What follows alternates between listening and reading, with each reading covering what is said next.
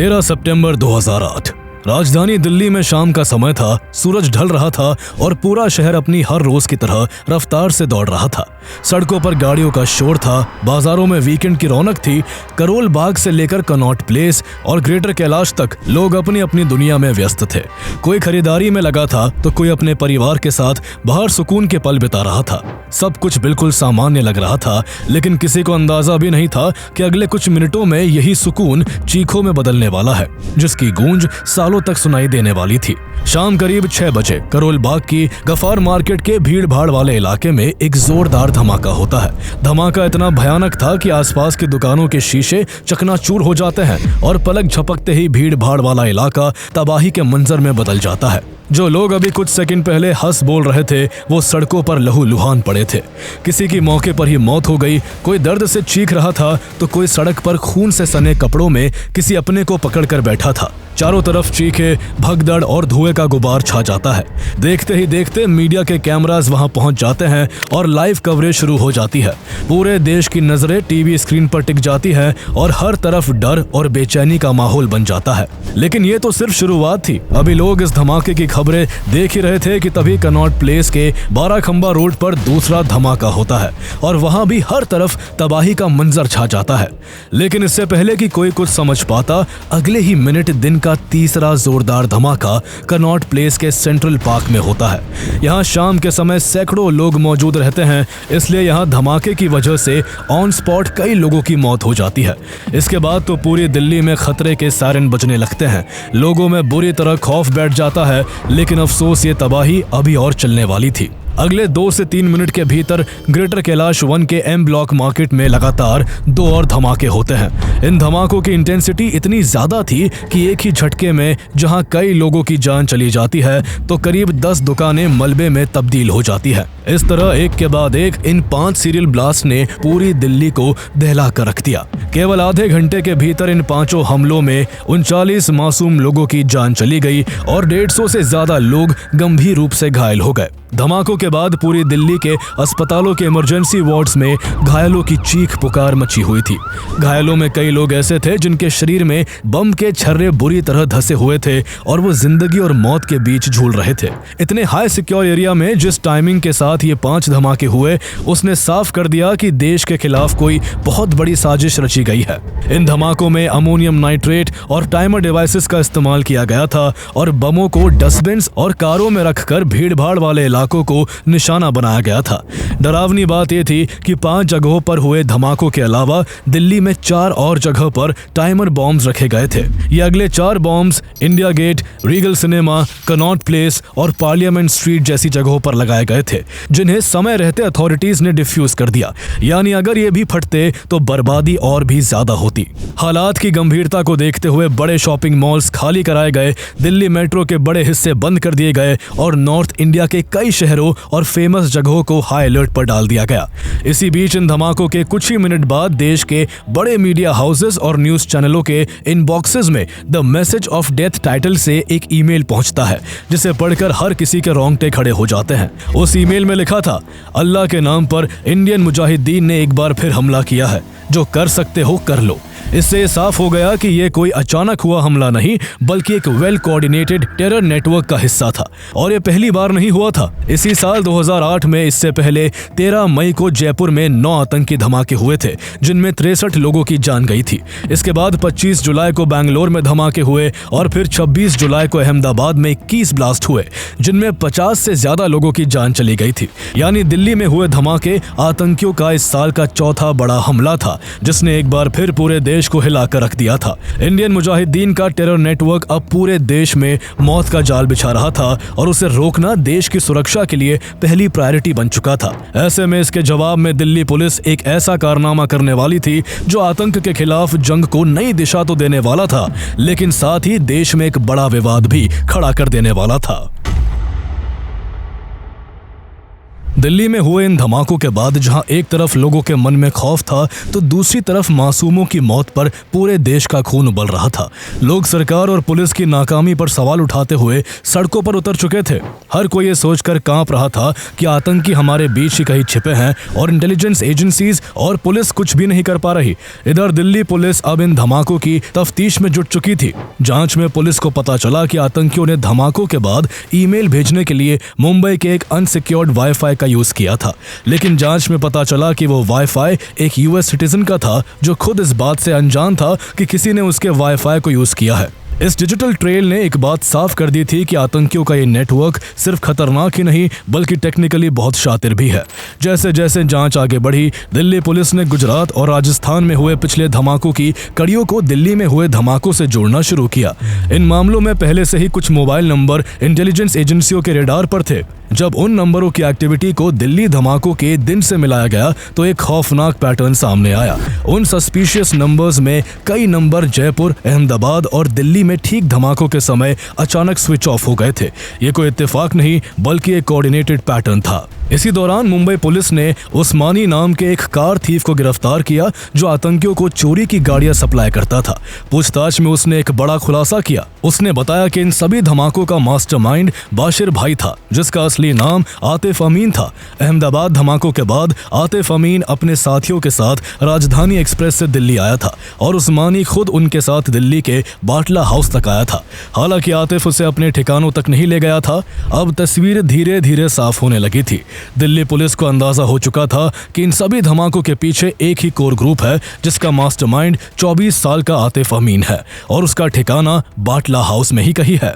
इसी इनपुट के आधार पर इंटेलिजेंस ब्यूरो ने उन संदिग्ध मोबाइल नंबरों की निगरानी और तेज कर दी। तभी जांच में एक और अहम कड़ी हाथ लगी। पता चला कि आतिफ अमीन ने दिल्ली में कुछ दिन पहले एक नया सिम कार्ड खरीदा था और उसे लेने के लिए उसने जो एड्रेस प्रूफ जमा किया था उस पर उसके असली नाम के साथ साथ उसकी सही करंट लोकेशन L18 बाटला हाउस, जामिया नगर लिखी हुई थी। इतना ही नहीं, दिल्ली धमाकों से 10 दिन पहले 3 सितंबर 2008 को एक कॉल इंटरसेप्ट हुई थी जिसमें उसने इसी जगह से हवाला नेटवर्क से 1.5 लाख रुपए की मांग की थी। कॉल में उसने ये भी कहा था कि पैसे 50-50 के नोटों के बजाय 500 के नोटों में होने चाहिए थे। हैरानी की बात यह थी कि उस समय इस कॉल को ट्रेस तो कर लिया गया था लेकिन उसकी गंभीरता को नहीं समझा गया था। बाद में पता चला कि दिल्ली धमाकों के लिए इन्हीं पैसों का इस्तेमाल किया गया था।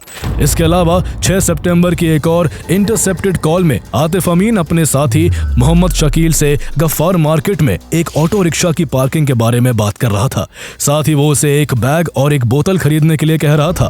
बाद में यही वह जगह निकली जहां ऑटो में रखा गया बम फटा था। इन तमाम कड़ियों को जोड़ते जोड़ते धमाकों के महज 5-6 दिनों के भीतर ही जांच का घेरा सिमटकर दिल्ली के बाटला हाउस इलाके की L18 बिल्डिंग तक पहुंच चुका था। यही L18 बिल्डिंग के 4th फ्लोर पर बने फ्लैट नंबर 108 में आतिफ अमीन अपने साथियों के साथ छिपा बैठा था। पुलिस ने जब उसकी कुंडली खंगालना शुरू किया तो पता चला कि उस फ्लैट में रहने वाले आतिफ और उसके सभी साथी यूपी के आजमगढ़ के एक ही गांव से थे। L18 में आतिफ अमीन काफी लंबे समय से रह रहा था। गांव वालों के बीच उसकी छवि एक होनहार और पढ़ने लिखने वाले लड़के की थी। इसलिए जब आजमगढ़ के ही कुछ और लड़के जैसे मोहम्मद साजिद, शहजाद अहमद, मोहम्मद सैफ और आरिस खान दिल्ली आए तो वो आतिफ के पास ही रहने लगे। उनके घर वालों को भी पूरी तसल्ली थी कि उनके बच्चे दिल्ली जैसे बड़े शहर में एक होशियार और समझदार लड़के के साथ रह रहे हैं। लेकिन उन्हें कहाँ पता था कि आतिफ के दिमाग में पढ़ाई के नाम पर मौत का एक खौफनाक खेल चल रहा था। आतिफ के कनेक्शन इंडियन मुजाहिदीन के फाउंडर रियाज और यासीन भटकल के साथ गहरे थे और उसने खुद को पूरी तरह इस आतंकी संगठन के हवाले कर दिया था। आतिफ ने बड़ी चालाकी से अपने रूममेट्स को भी इस दलदल में खींच लिया था। वो उन्हें जिहाद और बदले की झूठी कहानियां सुनाकर ब्रेन वॉश करता था। धीरे धीरे उसने उन मासूम दिखने वाले लड़कों को स्लीपर सेल्स में तब्दील कर दिया जहां हर किसी का काम तय था। बम बनाने की तकनीक और आईडी तैयार करने में सबसे माहिर मोहम्मद साजिद था जो बहुत कम उम्र का था और मासूम लगता था। आतिफ के साथ मिलकर साजिद ने ही बाटला हाउस के उस फ्लैट के भीतर डेटोनेटर्स और अन्य केमिकल्स का यूज करके उन जानलेवा बमों को तैयार किया था। वही आतिफ अमीन इस पूरे सेल का दिमाग और मुख्य कोऑर्डिनेटर था। उसका उसका काम पाकिस्तान और दुबई में बैठे अपने आकाओं से निर्देश लेना और उन्हें जमीनी स्तर पर लागू करना था। आतिफी फंड्स का इंतजाम करता था और वही तय करता था कि कौन सी जगह को निशाना बनाना है। बाकी लड़कों जैसे आरिस खान, शहजाद अहमद और मोहम्मद सैफ का काम शहर के चप्पे चप्पे की रेकी करना था। वो उन बाजारों में जाते थे जहां धमाके होने होते थे। वहां वो चेक करते थे कि कहां सीसीटीवी कैमरास कम हैं और किस जगह पर बम रखने से सबसे ज्यादा नुकसान होगा। हैरानी की बात यह थी कि उन सभी ने अपनी इस खूनी साजिश को पढ़ाई के पीछे छिपा रखा था। दिन में ये लड़के जामिया मिलिया इस्लामिया यूनिवर्सिटी में अपनी किताबों के साथ नजर आते, जिससे उन पर किसी को शक नहीं होता था। लेकिन सूरज ढलते ही L18 के उनके फ्लैट के बंद दरवाजों के पीछे ये लोग स्लीपर सेल्स की तरह एक्टिवेट हो जाते थे। कोई टाइमर सेट कर रहा होता था तो कोई सर्किट जोड़ रहा होता था। आतिफ ने उन्हें इस तरह गुमराह किया था कि उन्हें लगता था कि वो किसी महान मकसद के लिए काम कर रहे हैं, जबकि असल में वो मासूमों के खून से अपने हाथ रंगने की तैयारी कर रहे थे। पुलिस के पास अब सारी जानकारी मौजूद थी और बस अब जरूरत एक्शन की थी।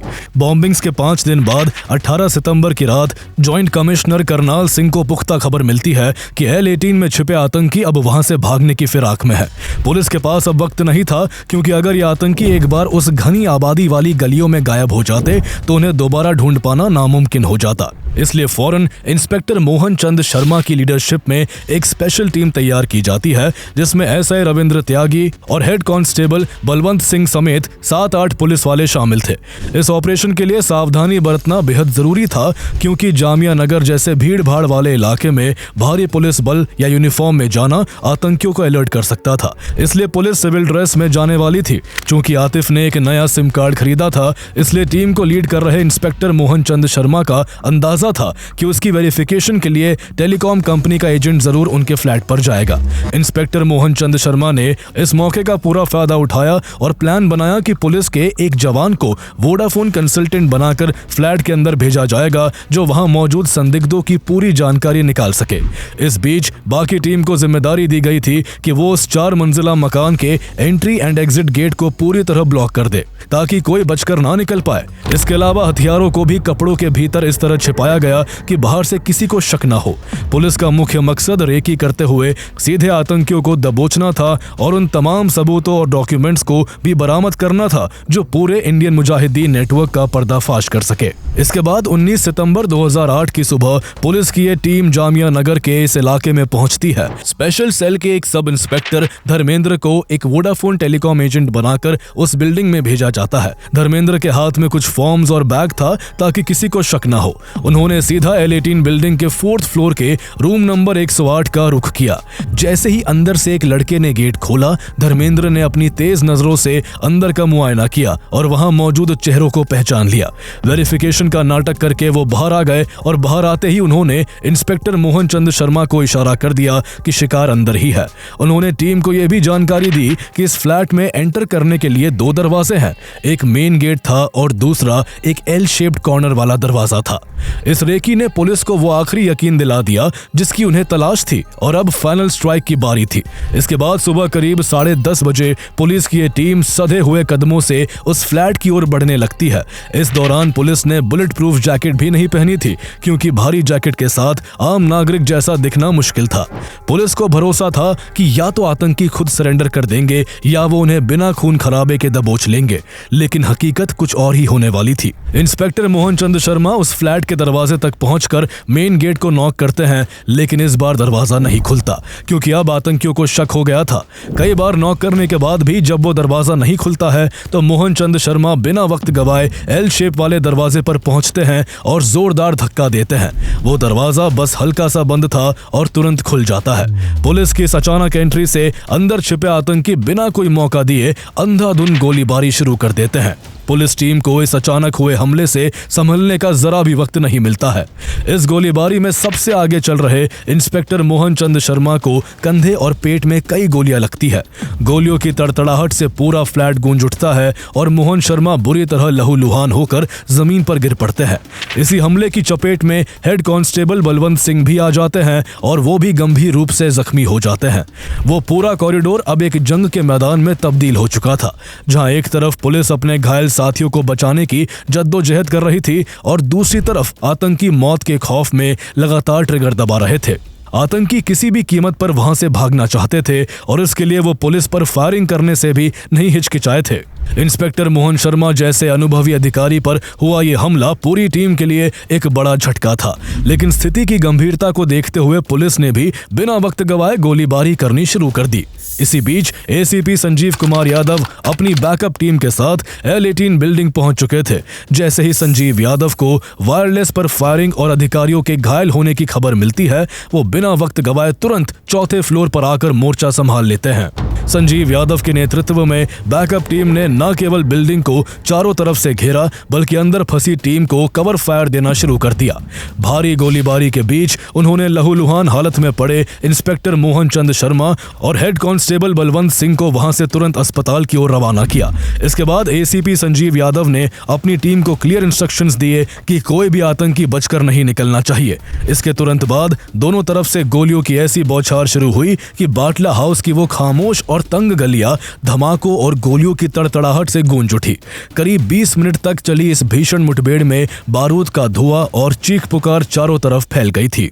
इस खूनी शूटआउट का अंत होते होते दो मेन आतंकी आतिफ अमीन और मोहम्मद साजिद ढेर हो चुके थे। इसी एनकाउंटर के दौरान मची अफरा तफरी और धुएं का फायदा उठाकर दो आतंकी शहजाद अहमद और आरिस खान वहां से निकलने में कामयाब रहे। वहीं एक और आतंकी मोहम्मद सैफ, जो मौत को सामने देख बुरी तरह डर गया था, बाथरूम में छिपा मिला और उसने सरेंडर कर दिया। मुठभेड़ के बाद जब गोलियों का शोर थमा तो स्पेशल सेल की टीम ने उस फ्लैट की तलाशी लेनी शुरू की जिसे आतंकियों ने मौत की फैक्ट्री बना रखा था। उस छोटे से फ्लैट से जो कुछ बरामद हुआ उसने इंडियन मुजाहिदीन के खतरनाक इरादों का पूरा कच्चा चिट्ठा खोल कर रख दिया। पुलिस को वहां से भारी मात्रा में एक्सप्लोजिव्स, डेटोनेटर्स, टाइमर सर्किट्स और बंदूकें मिली जिनका इस्तेमाल अगले धमाकों की तैयारी के लिए किया जाना था।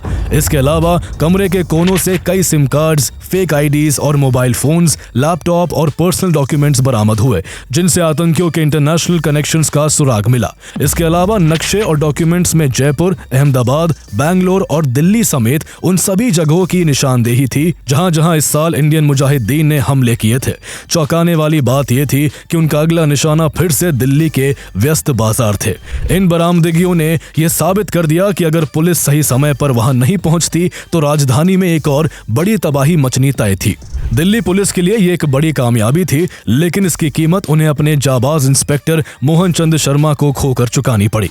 आतंकियों ने उन पर इतनी सटीक फायरिंग की थी कि उन्हें बचाया नहीं जा सका और वो शहीद हो गए। ये सदमा कम नहीं था कि इस एनकाउंटर के लिए दिल्ली पुलिस की चारों तरफ बदनामी होने लगी। कांग्रेस, जिसकी दिल्ली और सेंट्रल दोनों जगह सरकार थी, वही इस कार्रवाई के लिए खुलेआम पुलिस पर उंगली उठाने लगी। कांग्रेस के सीनियर लीडर दिग्विजय सिंह ने खुलेआम इस एनकाउंटर को फेक एनकाउंटर बताते हुए जुडिशियल इन्वेस्टिगेशन की मांग कर दी। हाल ये था कि कांग्रेस लीडर सलमान खुर्शीद ने बाद में बताया कि एनकाउंटर में मारे गए लड़कों की तस्वीरें जब सोनिया गांधी को दिखाई गई तो वो फूट फूट कर रो पड़ी थी। इस मामले में समाजवादी पार्टी कांग्रेस से भी आगे निकल गई। समाजवादी पार्टी के बड़े नेता अमर सिंह ने न केवल इस एनकाउंटर को फेक बताते हुए इसे निर्दोष मुस्लिम स्टूडेंट्स की हत्या करार दिया, बल्कि उन्होंने ये तक कह दिया कि इंस्पेक्टर मोहन चंद शर्मा को भी खुद उनके ही साथी पुलिस वालों ने मारा है ताकि एनकाउंटर रियल लगे। भाजपा और बाकी पॉलिटिकल पार्टीज भी इस पर राजनीति करने से नहीं चूकी। उन्होंने आरोप लगाया कि कांग्रेस और सपा आने वाले चुनावों में मुस्लिम वोट बैंक के लिए एनकाउंटर पर सवाल खड़ा कर रही है। राजनीतिक पार्टियों के अलावा ह्यूमन राइट्स ऑर्गेनाइजेशंस ने भी पुलिस की साख और शहीद इंस्पेक्टर मोहन चंद शर्मा की कुर्बानी पर उंगलियां उठा दी थी। दिल्ली पुलिस हैरान थी कि जिस काम के लिए शाबाशी मिलनी चाहिए थी उसके लिए उन्हें सफाई देनी पड़ रही थी। क्रिटिक्स बार बार यही कह रहे थे कि मारे गए लोग आतंकी नहीं बल्कि इनोसेंट स्टूडेंट्स थे जिन्हें पुलिस ने जबरदस्ती मार दिया। उनका सबसे बड़ा आर्गुमेंट यह था कि फेस टू फेस एनकाउंटर में आतिफ और साजिद को गोलियां सामने से लगनी चाहिए थी, जबकि उनके सिर के ऊपरी हिस्से पर गन शॉट वुंड्स मिले थे। उनके अनुसार यह तभी मुमकिन था जब उन्हें नीचे बैठाकर ऊपर से गोली मारी गई हो। इसके अलावा सवाल यह भी उठाया गया कि नैरो स्ट्रीट्स और पुलिस की भारी कॉर्डनिंग के बावजूद दो आतंकी वहां से कैसे भाग निकले। पुलिस की इस चूक को क्रिटिक्स ने एक मनगढ़ंत कहानी का हिस्सा बताया। एनकाउंटर के बाद जब इस ऑपरेशन की क्रेडिबिलिटी को लेकर विवाद पीक पर पहुंच गया तो जामिया टीचर्स सॉलिडारिटी एसोसिएशन और कई सिविल राइट ग्रुप्स ने दिल्ली पुलिस पर फेक एनकाउंटर का आरोप लगाते हुए इस मामले को लीगली चैलेंज कर दिया। इसके चलते दिल्ली हाई कोर्ट के इंटरवेंशन के बाद यह sensitive case national human rights commission NHRC के पास पहुंच गया। कोर्ट ने कमीशन को ऑर्डर दिया कि वो इस पूरे इंसिडेंट की इम्पार्शियल और इन डेप्थ इन्वेस्टिगेशन करे ताकि ये साफ हो सके कि क्या पुलिस ने वास्तव में सेल्फ डिफेंस में गोली चलाई थी या ये कोई प्री प्लान्ड कॉन्स्पिरेसी थी। इसके बाद क्राइम सीन से बरामद कारतूस के शेल्स और दीवारों पर मौजूद गोलियों के निशानों की जब फोरेंसिक साइंस लेबोरेटरी में जांच की गई तो ये साफ हो गया कि फायरिंग एक तरफा नहीं थी। पुलिस टीम पर जो गोलियां चली थी वो उन्हीं .30 बोर पिस्टल से निकली थी जो आतिफ अमीन और साजिद के पास से बरामद हुई थी। एक्सपर्ट्स ने बताया कि छोटे कमरों और संकरी जगहों पर जब कोई झुककर या सीढ़ियों से नीचे की ओर फायरिंग करता है तो गोलियों का एंगल सिर के ऊपरी हिस्से पर आना एक नॉर्मल बात है। इसके बाद 2009 में सौंपी गई अपनी डिटेल्ड रिपोर्ट्स में एनएचआरसी ने दिल्ली पुलिस को पूरी तरह क्लीन चिट देते हुए स्पष्ट किया कि पुलिस टीम वहां आतंकियों को अरेस्ट करने के इरादे से गई थी, लेकिन अंदर से हुई हैवी फायरिंग के कारण उनके पास सेल्फ डिफेंस में जवाबी कार्रवाई करने के अलावा कोई ऑप्शन नहीं बचा था। कमीशन के इस कंक्लूजन ने उन तमाम फेक एनकाउंटर के दावों की हवा निकाल दी और इस साबित कर दिया कि पुलिस का यह एक्शन देश की सिक्योरिटी के लिए एक मैंडेटरी स्टेप था। इस एनकाउंटर की ऑथेंटिसिटी का दूसरा सबसे बड़ा प्रमाण इंस्पेक्टर मोहन चंद शर्मा की शहादत और मेडिकल रिपोर्ट्स थी। इंस्पेक्टर शर्मा एनकाउंटर के दौरान सबसे आगे थे और उन्हें गोलियां भी गेट खोलने के बाद आगे से लगी थी। अगर पुलिस वालों ने ही उन्हें गोली मारी होती तो गोलियां पीछे से मारी गई होती। साथ ही टीम के हेड कांस्टेबल बलवंत सिंह को लगी गनशॉट इंजरीज भी ये साबित करती थी कि वो एक एक्टिव एनकाउंटर में इन्वॉल्व थे। इसके अलावा कोई भी डिपार्टमेंट अपने सबसे केपेबल और जाबाज ऑफिसर की जान किसी फैब्रिकेटेड स्टोरी को रचने के लिए दांव पर कभी नहीं लगाता। इन्वेस्टिगेशन के दौरान फ्लैट से बरामद डिजिटल और डॉक्यूमेंट्री एविडेंस ने भी इंडियन मुजाहिदीन के इस मॉड्यूल की पूरी पोल खोल दी। वहां से मिले नक्शों और कॉल लॉग से कंफर्म हो गया कि आतिफ अमीन अहमदाबाद और जयपुर धमाकों के समय उन शहरों में प्रेजेंट था। वहां से भारी मात्रा में एक्सप्लोजिव्स, टाइमर्स, डेटोनेटर्स और बंदूकों का मिलना इस बात का पक्का सबूत था कि वो फिर से राजधानी को दहलाने की तैयारी कर रहे थे। यहाँ तक कि धमाकों का मास्टरमाइंड आतिफ अमीन फेक डिग्रीज के सहारे जामिया मिलिया इस्लामिया में पढ़ रहा था और उसके पास अलग अलग नाम से कई आइडेंटिटी कार्ड्स थे। इन सभी एविडेंसेस ने इस बात को हर तरह से कंफर्म कर दिया कि वो सभी आतंकी थे और ये फ्लैट आतंकियों का एक सेफ हाउस था। दिल्ली हाई कोर्ट ने एनएचआरसी की रिपोर्ट को एक्सेप्ट करते हुए इस मामले में जुडिशियल प्रोब की मांग को ठुकरा दिया और पुलिस को क्लीन चिट दे दी। इस दौरान दिल्ली पुलिस एनकाउंटर के दौरान फरार हुए 2 और टेररिस्ट को ढूंढने में लगी हुई थी। भारी मशक्कत के बाद जहां पुलिस ने शहजाद अहमद को 2010 में तो वही आरिज खान को 2018 में अरेस्ट कर लिया। 30 जुलाई 2013 को दिल्ली की साकेत कोर्ट ने शहजाद अहमद को इंस्पेक्टर मोहन चंद शर्मा की हत्या का दोषी करार देते हुए लाइफ इंप्रिजनमेंट की सजा सुनाई। कोर्ट ने यह माना कि शहजाद ने पुलिस टीम पर गोलियां चलाकर उस शूटआउट में हिस्सा लिया था। शहजाद अहमद की 28 जनवरी 2023 को एम्स में इलाज के दौरान पैनक्रियाटाइटिस की बीमारी से मौत हो गई। इसके अलावा आरिज खान पर अलग से ट्रायल चलाया गया और 2021 में साकेत कोर्ट ने उसे इंस्पेक्टर मोहन चंद शर्मा की मौत का दोषी मानते हुए डेथ सेंटेंस सुनाई। हालांकि अक्टूबर 2023 में दिल्ली हाई कोर्ट ने उसकी सजा को लाइफ इंप्रिजनमेंट में बदल दिया। वही एक आरोपी जिया उर रहमान को एनकाउंटर के बाद आतंकियों को पनाह देने और इंडियन मुजाहिदीन से जुड़े होने के आरोप में गिरफ्तार किया गया था, लेकिन दिल्ली की एक कोर्ट ने उसे टेक्निकल ग्राउंड्स पर बरी कर दिया। इस तरह बाटला हाउस केस की लीगल बैटल काफी लंबी चली, जिसने ये साफ कर दिया कि बाटला हाउस एनकाउंटर कोई रची हुई स्क्रिप्ट नहीं बल्कि आतंक के खिलाफ लड़ी गई एक लड़ाई थी जिसे पुलिस वालों ने अपनी जान हथेली पर रखकर लड़ा था। बाटला हाउस एनकाउंटर भारत में आतंकवाद के खिलाफ एक मील का पत्थर साबित हुआ, क्योंकि इसके बाद से ही इंडियन मुजाहिदीन का डाउनफॉल शुरू हो गया। जहां इंडियन गवर्नमेंट ने इसे भारत में हमले करने और पाकिस्तान के आतंकी संगठन लश्कर-ए-तैयबा से लिंक्ड होने के कारण एक टेररिस्ट ऑर्गेनाइजेशन घोषित कर दिया, तो वही यासिन भटकल और अब्दुल सुभान कुरैशी जैसे इसके को-फाउंडर्स गिरफ्तार कर लिए गए। इसके बाद जिस पुलिस पर फर्जी एनकाउंटर के आरोप लग रहे थे उसे इस मिशन की सफलता और टीम के इंडोमिटेबल करेज को हाईएस्ट ऑनर से नवाजा गया। इंस्पेक्टर मोहन चंद शर्मा को पोस्ट्यूमस इंडिया के highest peace time gallantry award Ashok चक्र से सम्मानित किया गया। इसके अलावा रविंद्र त्यागी और संजीव कुमार यादव समेत कई पुलिस अफसरों को भी उनकी असाधारण बहादुरी के लिए presidents police medal for gallantry से नवाजा गया। 2019 में इस पूरे मामले पर बाटला हाउस नाम से एक फिल्म बनी जिसमें इस पूरे एनकाउंटर और इससे जुड़ी कंट्रोवर्सी को दिखाया गया। इस फिल्म में जॉन अब्राहम ने एसीपी संजीव कुमार यादव का रोल निभाया था।